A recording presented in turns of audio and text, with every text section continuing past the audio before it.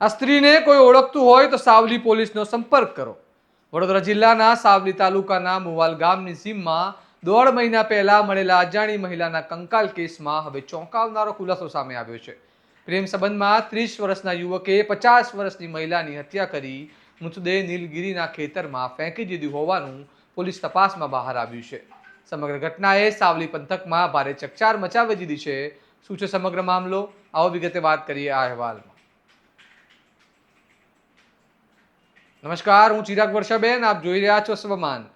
મુવાલ ગામની સીમમાં આવેલા નીલગીરીના ખેતરમાં 1.5 મહિના પહેલા કોહવાયેલી હાલતમાં મહિલાનું કંકાલ મળી આવ્યું હતું. ઘટનાની જાણ થતાં સાવલી પોલીસ તાત્કાલિક સ્થળ પર પહોંચી અને કંકાલને પોસ્ટમોર્ટમ માટે મોકલી વધુ તપાસ શરૂ કરી. શરૂઆતથી જ પોલીસને હત્યાની આશંકા હતી. તપાસ દરમિયાન મૃતક મહિલાની ઓળખ અરવલ્લી જિલ્લાના સાઠંબા ખાતે રહેતા 50 વર્ષીય ભાવનાબેન તરીકે થઈ. પરિવારજનોના જણાવ્યા મુજબ ભાવનાબેન કેટરિંગ અને પ્રવાસોમાં રસોઈ બનાવવાનું કામ કરતા હતા અને 30 માર્ચના રોજ તેઓ પાવાગઢ દર્શન કરવા જવાના હોવાનું કહીને ઘરેથી નીકળી ગયા, પરંતુ ત્યારબાદ ઘરે પરત ન ફર્યા. પરિવારજનોએ શરૂઆતમાં તેમને કામકાજ માટે બહાર ગયા હોવાનું માની શોધખોળ શરૂ કરી હતી, પરંતુ ઘણા દિવસો સુધી કોઈ સંપર્ક ન થતા ચિંતા વધી હતી.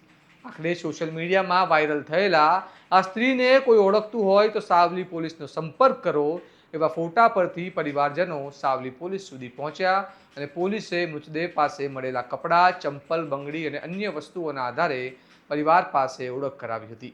જોકે મૃતકનો મોબાઈલ ફોન અને ચાંદીના દાગીના ગાયબ હતા, જેના આધારે લૂંટ અને હત્યાની દિશામાં પણ તપાસ આગળ વધારવામાં આવી. પોલીસ તપાસ દરમિયાન હવે સૌથી મોટો ખુલાસો એ થયો છે કે પ્રેમ સંબંધમાં 30 વર્ષના યુવકે 50 વર્ષની મહિલાની હત્યા કરી હોવાનું સામે આવ્યું છે.